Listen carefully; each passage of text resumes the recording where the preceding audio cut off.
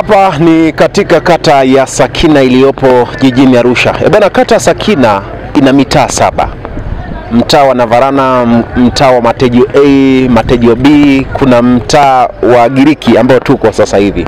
Kilichotufanya tufike mtaa wa Giriki bwana ni kulingana na historia yake. Licha kwamba Matejo A na Matejo B nayo yenyewe na historia yake, tutakuja kuangazia katika vipindi vingine. Kilichotufanya tuje hapa mtaa wa Giriki, historia yake imetokana na mzee mmoja maarufu ambaye ana gorofa lililopo hapa. Na mzee Giriki bado yupo hai, tutamtafuta pia tuzungumza naye tufahamu historia, kwa nini gorofa hili mpaka leo halijaisha tangu limeanza miaka hiyo.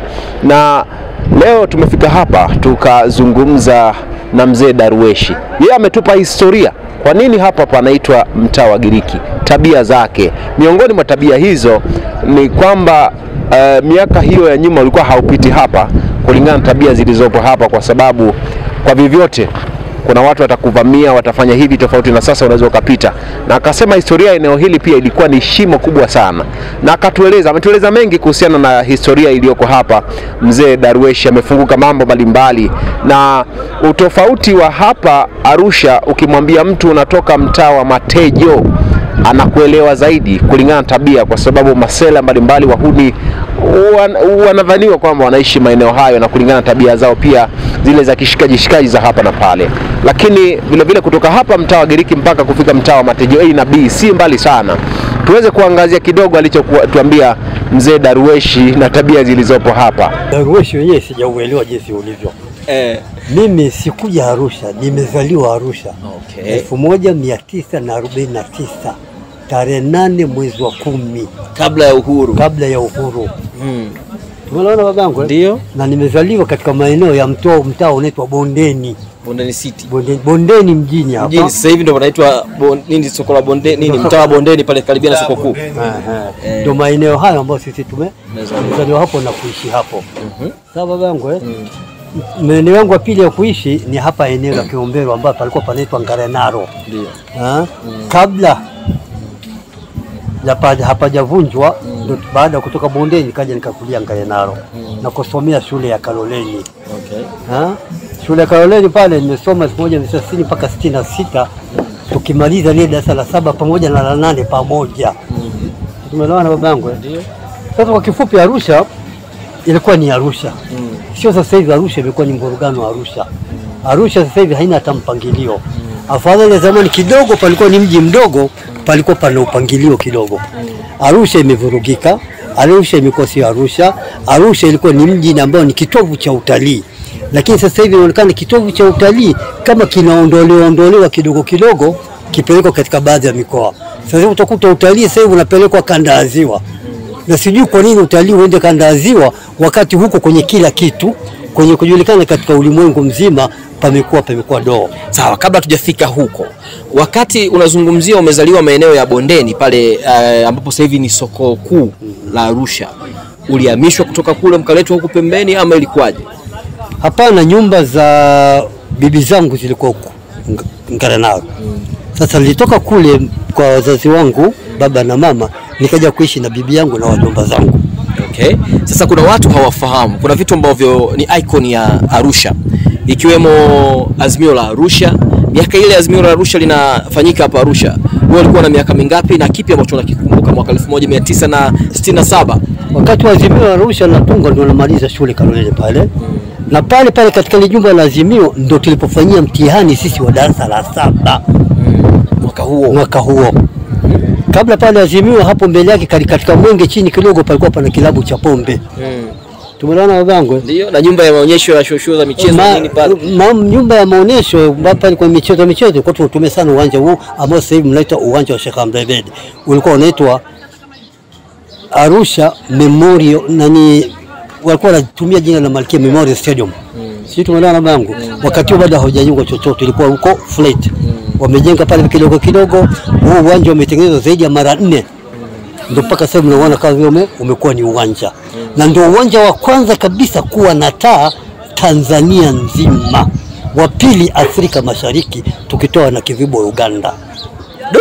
Kama tujafika kwenye uwanja hapo, kwenye Azimio la Arusha ile mwaka 1967, Wewe ulishiriki kama nani kipindi kile ukiwa mwanafunzi unahitimu darasa la 7? Nakumbuka wakati huo hatujawa na miamko sana ya kisiasa. Unajua zamani siasa wengine wanafunzi walikuwa mnachukuliwa. Nakumbuka tu nilichukuliwa wakati niko darasa la 7 kwenda kupokea mwenge KIA. Kabla ikijajengwa kule kiwanja. Tulikuwa kupokea mwenge kutoka mkoa wa Kilimanjaro kuja mkoa wa Arusha. Na kingine cha nilichokumbuka kuchukuliwa sisi kwa watoto wa shule kumchukua yule Dr. Ture. Wakati alipokuja marehemu Seko Ture kutaka mtoto kutoka Arusha, tulimchukua Ture kumpeleka uwanja wa ndege, kupaa na ndege kwenda wapi Guinea, ndio akaenda kuwa akaitwa Ture huko. Alikuwa ni kijana wa Kimasai. Seko Ture huyu wa Ghana alikuwa ni Masai? Seko Ture wa Ghana yeye ni Mgine, ila alikuja kuoa. Ni wa Guinea. Hakuoa Arusha. Alikuja rais kutembelea kuitembelea Tanzania. Akafanya hotuba yake katika uwanja wa Sheikh Amri Abeid, ambao ndio uwanja kama watu wangefanya kumbukumbu, umefanya mikutano mingi sana kupokea wageni wengi sana wa kimataifa pale. Sasa ilikuwaje akaondoka na huyu kijana wa Kimasai? Alipendezwa na hali ya hewa ya Arusha. Wakati anahutubia hapo uwanjani aliangalia milima akasema panafanana na Guinea. Kwa hiyo nitaondoka. Kwa hiyo naomba niondoke na kijana mmoja wa Kimasai. Sasa wenzetu wa Masai katika kuangalia mambo yao wakaona kwamba mtoe mtoto wa mkuu wa Kimasai kutoka Munduli, ndio wakamchukua Ture wakampeleka huko.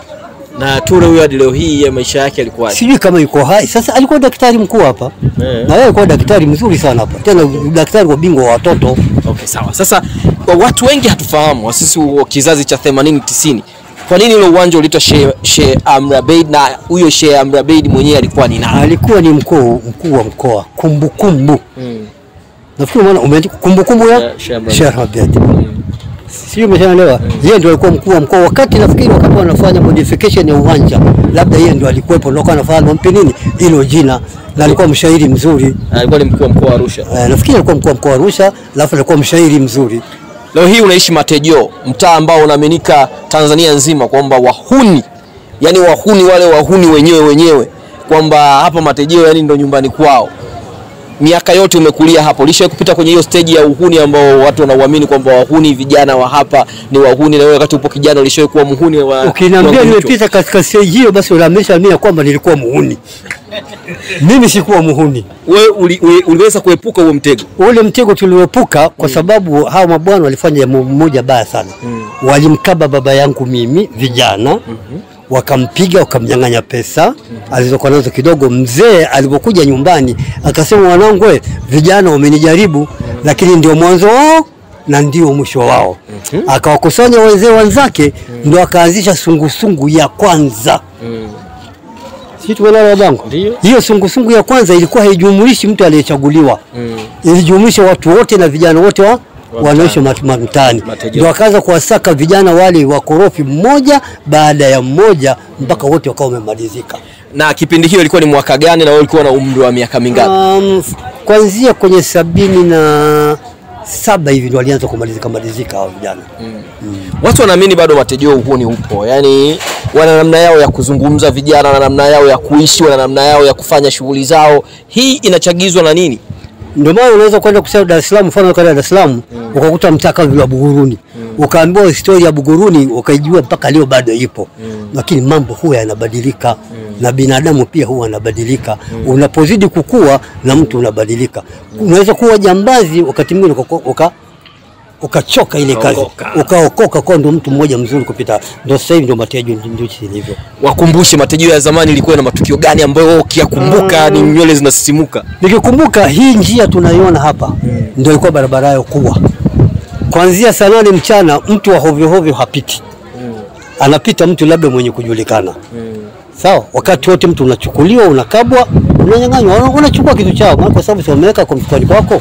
Sasa lazima wachukue kile kitu ambacho wanachokihitaji. Wanakuambia tupe kitu chetu. Na wakati huo hapo wakati wanajenga hii barabara Kondote, hapa palikuwa pana shimo kubwa. Hili shimo serikali wakati huo akiwa mzee wangu Malechela ndio waziri mkuu. Yeye alitoa pendekezo hili shimo lijengwe, lifukiwe, likisha kufukiwa patengenezwe soko na shule ya Nasare. Alitamka shule ya Nasare. Kama yule mzee mtamtafuta kama atakuwa anakumbuka. atajua yeye pamoja na bwana Kinana. Walipendekeza hapa pafukiwe ili shimo kwa sababu lilikuwa limeshauzwa ikawa ni mali ya serikali. Likisha kufukiwa lijengwe soko. Likisha kujengwa soko pale pana kashule kanasari kadogo. Lakini hayajafanyika. Leo hii tunaizungumzia Matejeo yenye nembo ya gorofa hili moja la Giriki tu. Ni nini watu bado wanaendelea kuishi kwenye nyumba za udongo wengi tofauti na walisia wa eneo hili lipo karibu na mji na jiji kabisa? Tatizo ni nini? Huyu Giriki kwanza yeye labda ni mdisi wa mali za kwao. Akitokea huko Luis sehemu ya Nduruma kule chini kulikuwa na mashamba ya Luis Estate, ndio mashamba ya ukoo wao. Sasa tujui ile mali yeye katika ukoo alikuwa ni mtu kama nani, labda alikuwa ni mkubwa, labda ndio alikuwa mdhisishwa, si tumeelewana. Yeye alikuwa anakaa, wazazi wake wote walikufa, wa kike ni mama yake, nafikiri mama wa Kinyeramba hiyo au uongo, alikuwa ni mama yake mzazi. Sasa akaja kujenga hapa, katika kujenga sasa ndio watu wakapachika jina la nini, la Giriki. Sisi tumeona hii kata kabla ya kuwa Sakina ilikuwa iko chini ya Ngarenaro. Ilikuwa ni kata ya nini, ya Ngarenaro, imegawiwa kutoka Ngarenaro kwa sababu juu pale kidogo na kwenda kule ndio kulikuwa Sakina, huku chini ilikuwa ni Ngarenaro.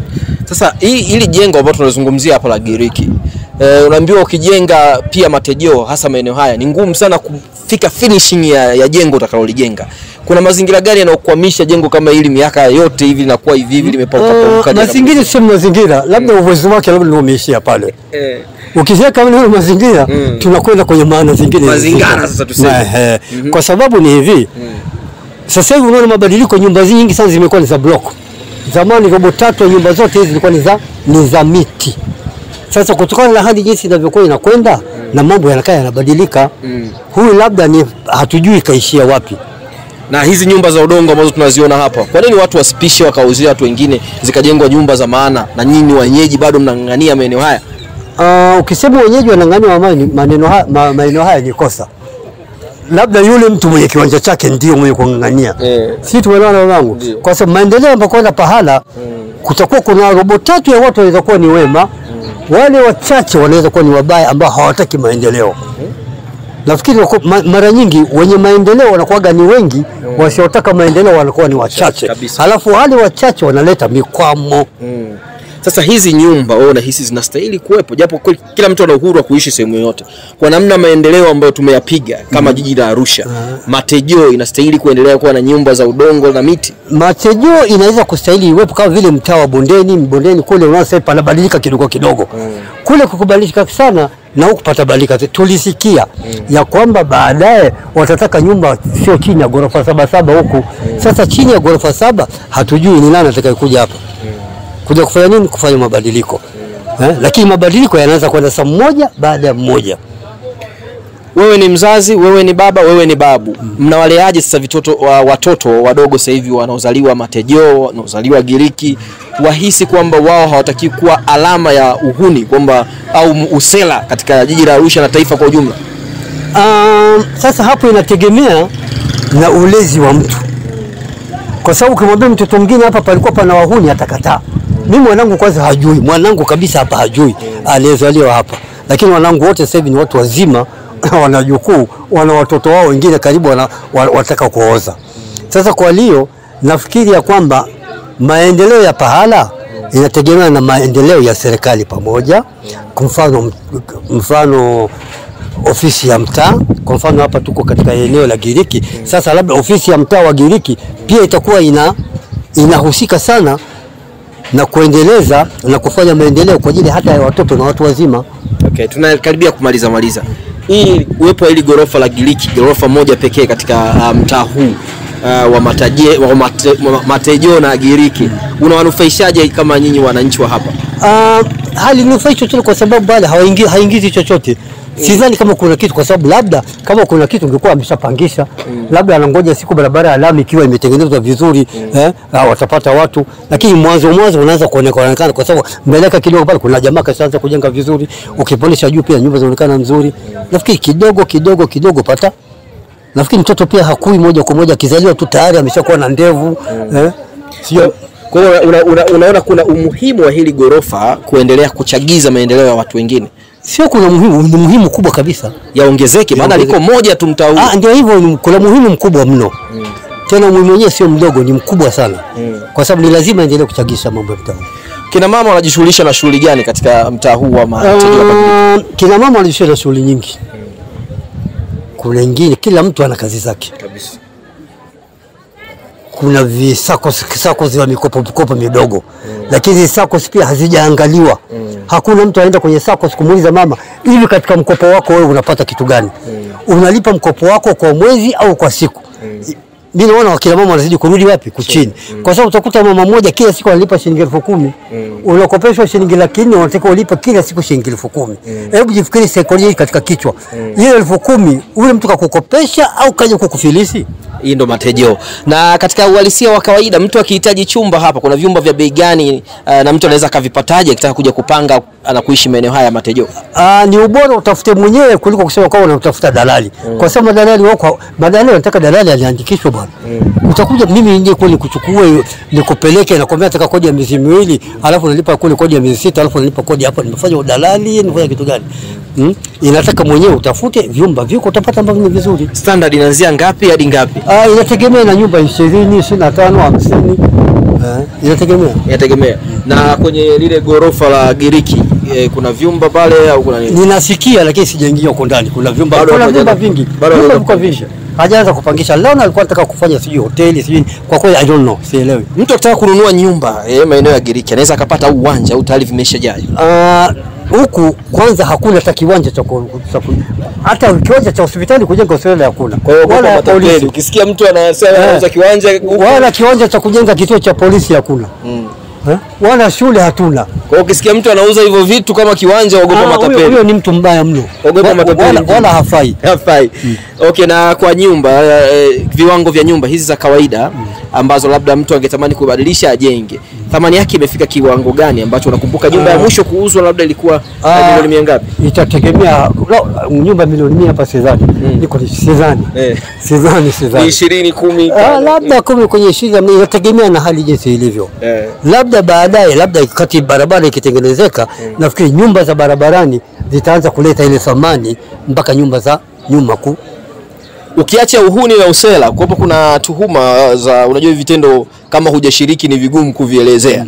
Kwamba kina mama na kina dada kuna maeneo hapa Giriki kuna sehemu zao. Sio uongo, wapo. Na inafanyika. Wanafanyaje? Hao ni wabaya tena hawatakikana hata kukaa hapa. Ingelikuwa serikali. Sisi tuelekea serikali. Ingelikuwa serikali hata chama kwa kweli hata hizo sehemu zenye kuingia kwa hazifai. Wanafanyaje hao mzee wangu? Kwa kuwa mwandishi wa habari saa nyingine wao mnapitaga na kamera zenu mnataka hata mnafanya shooting alafu mnawarushia watu wanaonekana ni kitu gani kuliko kutaka kuuliza maswali. Robo tatu wa vijana wale wahuni kwa kweli ile nani yao kwa kweli imekwisha. Ni wachache ambao wanakuwa hawana akili. Robo tatu unaona kama tu ni watu vijana kutoka sehemu zingine wanafanya kama vile mapitio. Lakini kijana hasa wa Matejo kufanya ile mambo kwa kweli hapa hakuna. Nasikia pia akipatikana mhalifu hapa askari aweza akamchomoa. Waga mna umoja sana hasa vijana. Sasa huyu askari anakuja kumchomoa mtu akafanya nini? Kama akafanya uhalifu wa aina gani? Kuchukua simu za watu, kupora fedha na nini. Matejo nasikia hapa askari apiti mchana. Huyu askari atakuwa ni muongo. Wanasaidiwa sasa wao watakuwa ni waongo. Hata akija mbele yangu hapa watakuwa ni waongo. Mwisho kabisa mlikuwa mnategemea sana soko la samaki kama moja ya vyanzo vya kiuchumi hapa kwa sababu serikali na wananchi wanatutazama. Mna uhitaji gani wa hilo soko la samaki ambalo lilikuwa linafufua matumaini ya uchumi? Kwa kuwa mmefurumua ile kitu inabidi sasa lenyewe mfurumue hapo mkajiulize hapo palipojengwa alianza kujenga ni nani? Kwa sababu watu wote walikuwa wanajua hapa ni soko la samaki pamoja na soko la mahindi. Kwa sababu vijana kutoa watu wa mahindi hapa itakuwa ni kazi ambayo ni mbaya mno. Utakuwa umewadhulumu wale wakina mama ambao wanatafuta uhai wao kutokana na mahindi.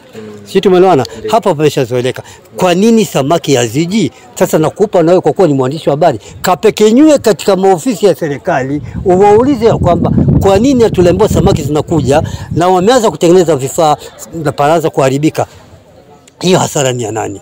Safi kabisa. Nitaenda kuuliza. Mwisho kabisa, Matejeo inaongoza kwa kuwa na vilabu bubu vingi vya pombe.